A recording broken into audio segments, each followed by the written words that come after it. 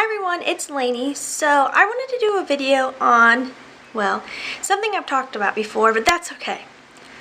The Beautyblender. Versus Real Technique sponge I bought at Walmart. So the Beautyblender rings up around $20. This sponge cost a little over $5. I'm in love with the Beautyblender, I really am, but it is expensive. I wanted to see if there was something I could use that would give me the same effect but cost a lot less. So I'm hoping this will. What my game plan is to do half of my face with the Beautyblender and half with the other sponge. So I will tell you I've started with a primer. I used a Mary Kay primer with SPF, and then also, let me look one second what it's called. The Dr. Brandt Pores No More, and this has tea tree oil in it because I have a breakout right now, so when I'm breaking out I use this, at least on the areas where I have a breakout, which is on this side. And then I let that sit for a second, and I did do a little concealer by Cover FX in Extra Light Neutral. And I'm going to use Tarte 12 Hour Amazonian Clay Full Coverage Foundation, which I absolutely love. Except for I don't know what color it is. I threw away the package when I got it. I figured, oh, it says somewhere on here what color. Nowhere on here does it say. So I guess when I need to refill, I'll just have to take this package in and try to match it. So I'm going to start with the Beautyblender. Both sponges have been dampened already. And I usually put my foundation on the back of my hand. And I'm not going to put on a ton. And then just pick up some and start blending. I put the concealer just in the corners of my eyes right here where I get really blue, and then on a couple little breakouts.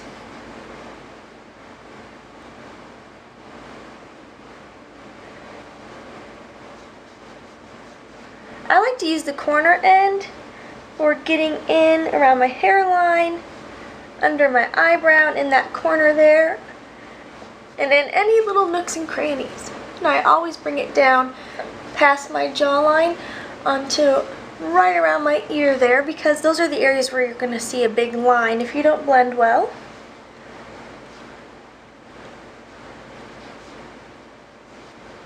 You can use a little bit of a patting motion, a little bit of a swirling motion to push it into the skin.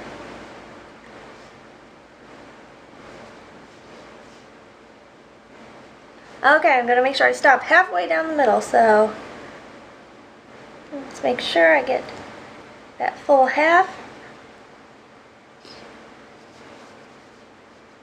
Okay, so there's that half. Now let's do, that half was with the Beautyblender. Now let's try the Real Technique. Again, going to take my Tarte foundation, apply some on the back of my hand, and I'm also going to use the pointed end.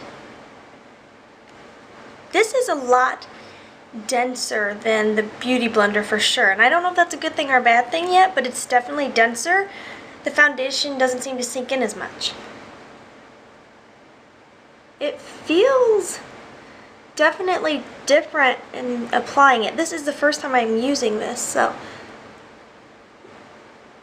I'm actually really thrown off by the feeling of the sponge. It just doesn't seem to, I don't know, it feels like it's just too dense almost. Sorry, my mirror's like taking up the whole screen.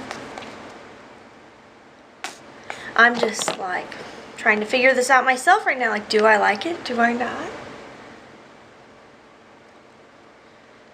So far, I don't love it. It's too dense. I feel like it's just causing the makeup to lay on top of my skin instead of blending it into my skin.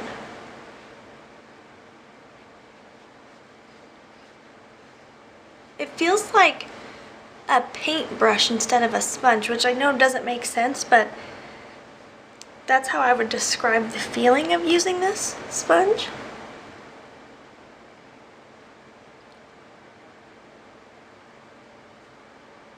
Because I feel like instead of like it pushing into my skin nicely, I feel like I could just go and paint it on.